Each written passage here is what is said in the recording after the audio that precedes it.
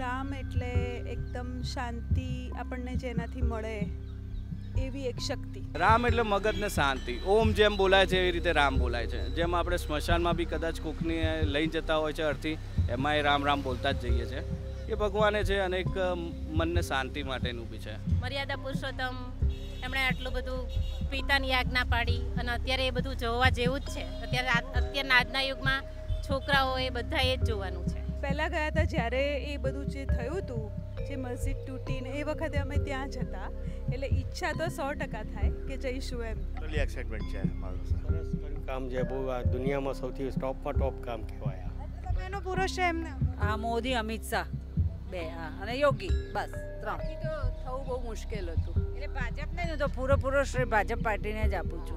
એમને કામ કરવું એ છે અને લોકોને એટલી જાગૃતિ એ લાવી છે કે આ વસ્તુ બની જશે અને અમે કરીને બતાવીશું. તમે આવો, અમારી જોડે જોડાઓ. હિન્દુ ધર્મમાં આપણે સનાતન ધર્મમાં આ બધું હોવું જ ના જોઈએ. એકચ્યુઅલી તો મંદિર આપણું છે જ ને, મંદિર આપણું હોય જ. હા, જેમ અમારા જૈનોમાં મહાવીર સ્વામી છે, એમાં વૈષ્ણવમાં એમ કહેવાય કે રામ ભગવાન એમ મેઇન ભગવાન તીર્થયાત્રા માટે સારું કર્યું બધા મંદિરો. રામ મંદિર અત્યારે કેટલું મસ્ત આપણા હાથમાં નહોતું, પણ તો બી અત્યારે આપણા રામ મંદિર આપણા હાથમાં આવવાનું છે. એનું ઉદ્ઘાટન છે, કેટલું ફાઇન દિવાળી જેવું બનાવવાનું છે. અયોધ્યા માટે બહુ એક્સાઇટેડ. બહુ સરસ. અયોધ્યામાં જવું જ છે પાછું. નવું બને એટલે જવું છે. આવું થશે ત્યારે આ જવું છે ને, જવું છે. લઈ જશો? લઈ જશો. બસ ટિકિટ મોકલાવો, અહીંથી ઘરે નહીં જઈએ, ડાયરેક્ટ ત્યાં.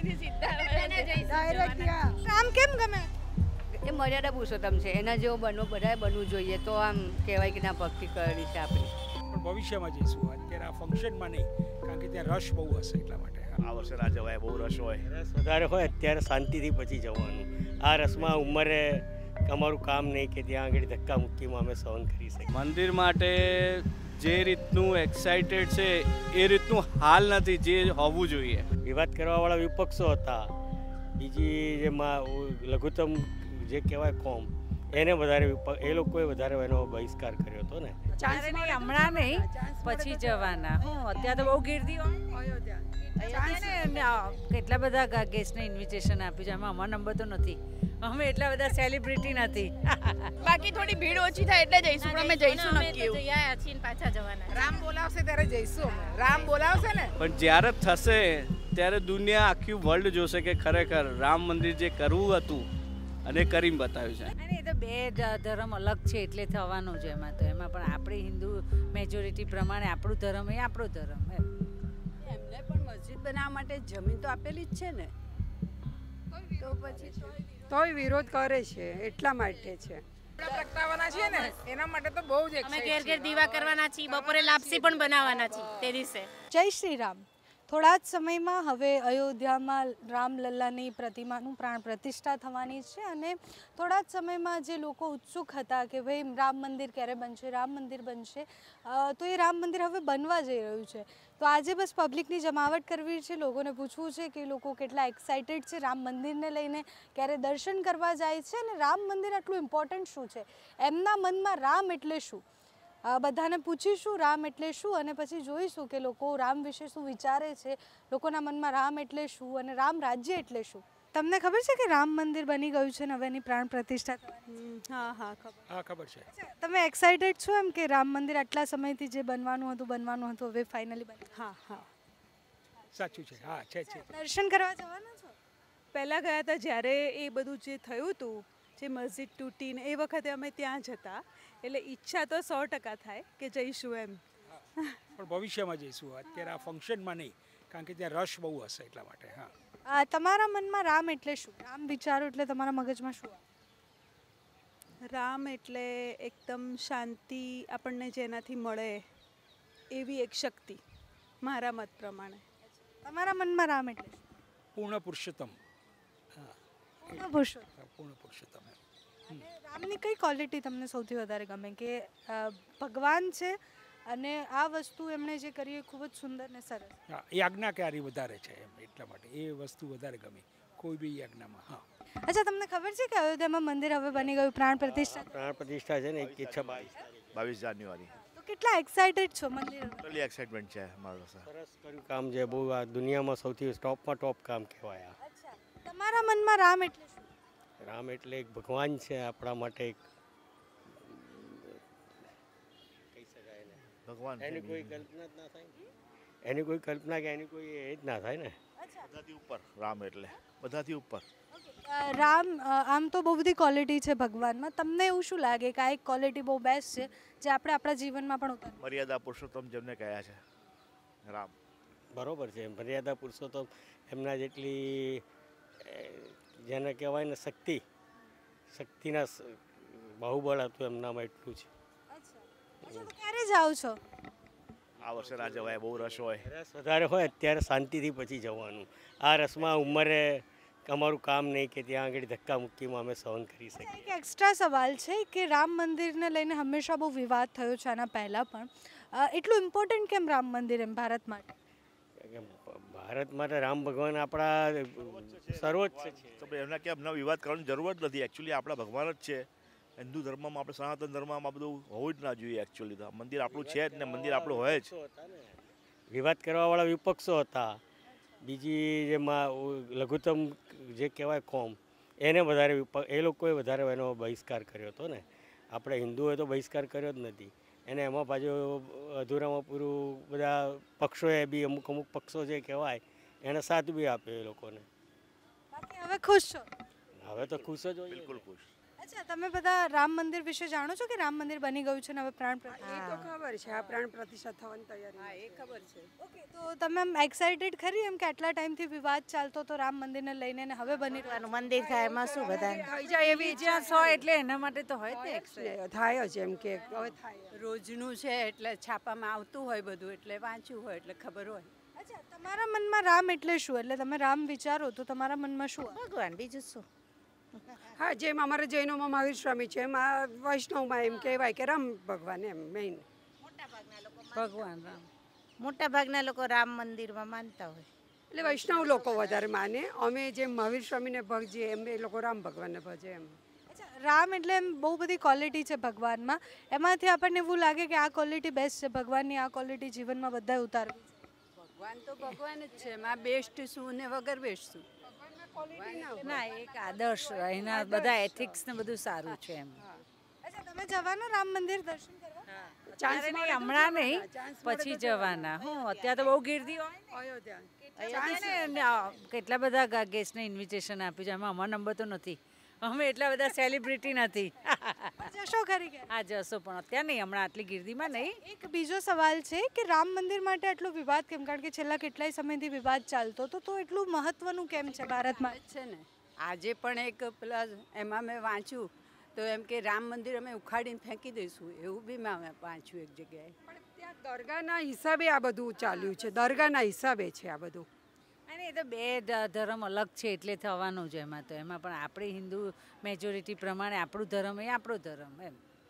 એમને પણ મસ્જિદ બનાવવા માટે જમીન તો આપેલી જ છે ને, તો પછી તોય વિરોધ કરે છે, એટલા માટે છે.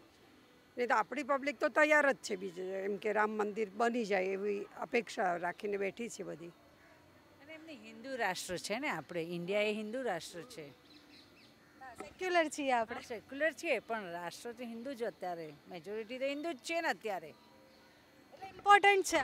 હા, બધું તો ઇમ્પોર્ટન્ટ 100% છે રામ મંદિર બને એવું. કેમ કે વૈષ્ણવ લોકો અમે જૈન માટે તો મુમકિન છે બસ. તમે એનો પૂરો શ્રેય એમને? હા, મોદી, અમિત શાહ બે, હા, અને યોગી, બસ 3. બાકી તો થવું બહુ મુશ્કેલ હતું. એટલે ભાજપને હું તો પૂરો શ્રેય ભાજપ પાર્ટીને જ આપું છું. હો, અને હું ભાજપની જ છું.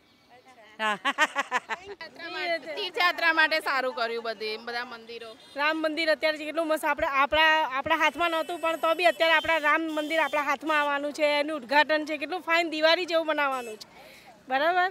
એના માટે કાશ્મીર આપણા હાથમાં આવ્યું. બા, તમને આમ રામ મંદિરની એમ બહુ ઈચ્છા હતી કે રામલાલા? હવે હા, ઈચ્છા ખરી. બહુ એક્સાઇટેડ. ગયેલા છે રામ મંદિરે તો. અમે એકવાર જઈ આવ્યા છે. અમે જઈ આવ્યા છો, પણ હમણાં નહીં, પહેલા આ હવે નવું કર્યું ને આપણે નથી ગયા અમે. નવું થશે ત્યારે હા, જવું છે ને, જવું છે. લઈ જશો? લઈ જશો ચોક્કસ. હા, તમને શું લાગે તમારા હિસાબથી રામ એટલે શું? રામ એટલે ભગવાન. રામ તમે વિચારો એટલે શું આવે મગજમાં? ભગવાન પુરુષોત્તમ ભગવાન જ વિચાર, સારા જ વિચાર આવે. રામ કેમ ગમે? એ મર્યાદા પુરુષોત્તમ છે, એના જેવો બધાએ બનવું જોઈએ, તો આમ કહેવાય કે ના ભક્તિ કરી છે આપણી. અયોધ્યા માટે બહુ એક્સાઇટેડ. બહુ સરસ, અયોધ્યામાં જવું જ છે પાછું. નવું બને એટલે જવું છે. રામજીના દર્શન કરવા છે. અમે નવું બન્યું જવાનું છે, રામ મંદિર જોવા જેવું છે. કે નહીં આવતા, હમણાં ના પાડે છે, અત્યારે નહીં આવતું કોઈ. એટલે હજી તો પ્રાણ પ્રતિષ્ઠા થાય પછી જવાનું છે. પછી જઈશ. 22 તારીખે ઉદ્ઘાટન થઈ જાય. આ લોકોને બોલાવો છોકરાઓને. તમે રામ મંદિર માટે કેટલા એક્સાઇટેડ? અયોધ્યા માટે બહુ જ બધા જ. દીવડા પ્રગટાવવાના છે ને, એના માટે તો બહુ જ અમે ઘેર ઘેર દીવા કરવાના છીએ, બપોરે લાપસી પણ બનાવવાના છીએ તે દિવસે. હા, લાપસી બનાવવાના. લાપસી બનશે ઘરે. તમે અયોધ્યા જશો આમ ભગવાનના દર્શન કરવા? હા, જવાના છીએ. એટલે તો અભી હાલ જઈએ. બાકી થોડી ભીડ ઓછી થાય એટલે જઈશું, પણ અમે જઈશું અમે નક્કી તો એવું. જઈ આયા છીએ ને પાછા જવાના. રામ બોલાવશે ત્યારે જઈશું અમે. રામ બોલાવશે ને. રામલલ્લાને જોવા માટે એક્સાઇટેડ છો? હા. તમારા હિસાબથી રામ શું? તમે રામ વિચારો તો તમારા મગજમાં શું આવે? મર્યાદા પુરુષોત્તમ રામ છે, ભગવાન છે આપણા. બસ મર્યાદા પુરુષોત્તમ, એમણે આટલું બધું પિતાની આજ્ઞા પાડી અને અત્યારે એ બધું જોવા જેવું જ છે. અત્યારના આજના યુગમાં છોકરાઓ એ બધા એ જ જોવાનું છે. મર્યાદા પુરુષોત્તમ રામને જ, બસ બીજું કંઈ નહીં. એના સંસ્કાર આપણા છોકરામાં ઉતરે એ વિશેષ. અને હજુ રામાયણ જોવે જ છે છોકરાઓ મસ્ત, એટલે બસ એ જ. રામાયણ ચાલુ થવાનું. ક્યારે જાઓ છો અયોધ્યા? બસ ટિકિટ મોકલાવો, અહીંથી ઘરે નહીં જઈએ, ડાયરેક્ટ ત્યાં. ડાયરેક્ટ ત્યાં. અચ્છા, સૌથી વધારે શું ગમે અયોધ્યામાં? મતલબ આ રામ મંદિર બનવું એ બહુ મોટી જ વસ્તુ છે અને એની પ્રાણ પ્રતિષ્ઠા ને બધું થઈ જશે. આમ કેટલાય ટાઈમથી લોકો રાહ બી જોતા હતા કે આ મંદિર બને. આમ તમે કેટલાય ટાઈમથી એવી પ્રાર્થના કરી હતી કે રામ મંદિર બની જાય અહીંયા? બની જાય એવું વિચાર્યું હતું, બહુ બધું વિચાર્યું હતું. આજે ઝઘડા થતા હતા એમાં બી એવું વિચાર્યું હતું કે બેનું કંઈક ભેગું થઈને સોલ્યુશન સારા થઈ જાય, એ લોકોનું બી થાય, આપણું બી થાય. પણ હવે આ થઈ ગયું છે તો ક્યારે થઈ જાય અને અમે લોકો જઈએ ત્યાં આગળ. બસ દર્શન કરવાની ઈચ્છા બહુ જ છે. અમે તો ગઈ સાલ જઈ આવ્યા અને પ્રાર્થના કરીને જ આવ્યા કે બસ પાછા આવતી સાલ આ સાલ જઈએ. અચ્છા વિરેનભાઈ, રામ મંદિર બનવાનું છે, રામલલ્લાની પ્રાણ પ્રતિષ્ઠા પણ થઈ જશે થોડા સમયમાં. કેટલા એક્સાઇટેડ છો? મંદિર માટે જે રીતનું એક્સાઇટેડ છે એ રીતનું હાલ નથી જે હોવું જોઈએ, પણ જ્યારે થશે ત્યારે દુનિયા આખી વર્લ્ડ જોશે કે ખરેખર રામ મંદિર જે કરવું હતું અને કરીને બતાવ્યું છે. તો થવાનું જ છે ને હવે. કરીને બતાવ્યું છે, પણ એ જે ડ્રીમ હતું જેમનું બી, જે એમને સપનું હતું, જેમને ભોગ આલ્યો છે, જેને લડાઈ લડી છે, એનું જે સપનું સાકાર થશે એ બહુ મોટું થશે એમ. અને અત્યારે બી એટલો જ શોખ છે જે અત્યારે સોસાયટીમાં કંઈક કળશ લઈને જાય છે, એ લોકો કંઈક જાગૃતિ બતાવી રહ્યા છે. જેમ અહીંયા આપણે એનો ધ્વજ ચાલુ છે, આજે કીર્તિદાન ભાઈ ગયા હતા, એટલે લોકો જાય છે, કંકુ ચાંદલા કરે છે, ફોટોગ્રાફ સેલ્ફી લે છે, ઇન્સ્ટા ઉપર રીલ બનાવે છે. એટલે એ પ્રમાણે જે જાગૃતતા છે સારી છે અને રામ મંદિર બનવું જોઈએ એના માટે બની જ ગયું છે. હવે જેનું એ જે સેલિબ્રેશન આવશે એ દુનિયા જોશે કે સેલિબ્રેશન કેટલું ખતરનાક થશે. તમારા મનમાં રામ એટલે શું? તમે રામ વિચારો એટલે તમને શું મગજ? રામ એટલે મગજને શાંતિ. ઓમ જેમ બોલાય છે એવી રીતે રામ બોલાય છે. જેમ આપણે સ્મશાનમાં બી કદાચ કોકની લઈ જતા હોય છે અર્થી, એમાં એ રામ રામ બોલતા જ જઈએ છે. એ ભગવાને છે અને એક મનને શાંતિ માટેનું બી છે. રામ મંદિર એક હંમેશા વિવાદનો પ્રશ્ન રહ્યો છે અત્યાર સુધી.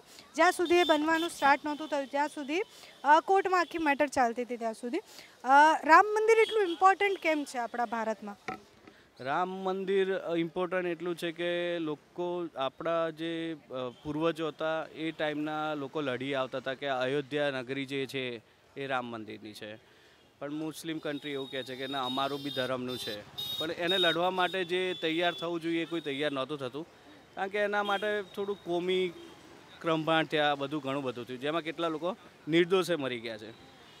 પણ એ છેવટે કર્યું કોણે? અત્યારની સરકારે.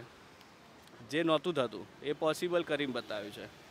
એના માટે કોર્ટ હોય કે સુપ્રીમ કોર્ટ હોય, દિલ્હી હોય, ગમે ત્યાં હોય, પણ એ કરવું એ બહુ ઇમ્પોર્ટન્ટ વસ્તુ હતું. જેમ 370 અત્યારે કાશ્મીરમાં અત્યારે ફરીથી લાગુ રાખી છે, એ બધું ક્યાં આ સરકાર પ્રમાણે થાય છે, જે આપણા હિન્દુત્વ માટે સારું છે. અને આનો પૂરો શ્રેય સરકાર ના લેશું 100%, કારણ કે એ લોકો જે કરવું છે મહેનત કરી છે, રાત દિવસ. આપણે તો 12 કલાક કામ કરીને થાકી જઈએ, પણ એ લોકો 18 કલાક 20 કલાક ઊભા રહે છે, આ કન્ટ્રીથી આ કન્ટ્રી જાય છે. એમને કામ કરવું એ છે અને લોકોને એટલી જાગૃતિ એ લાવી છે કે આ વસ્તુ બની જશે અને અમે કરીને બતાવીશું. તમે આવો અમારી જોડે જોડાઓ. એ જય શ્રી રામ. જય શ્રી રામ. Thank you.